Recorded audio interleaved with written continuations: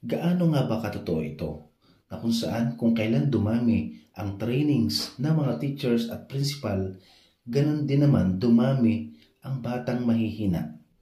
Dumami ang non-numerates, dumami din ang mga hindi nakakabasa. Okay, kung mapapansin natin noong unang panahon, hanggang BEC curriculum, ang principal ay laging nasa school. Ang mga teacher ay nakapokus lang talaga sa pagtuturo.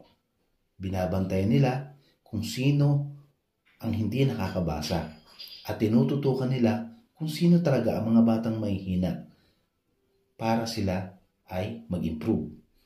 Nagkaroon ng problema ngayon ang study habits ng bata, interest ng bata, at majority ng teachers na galing trainings ay pagod na pagod na.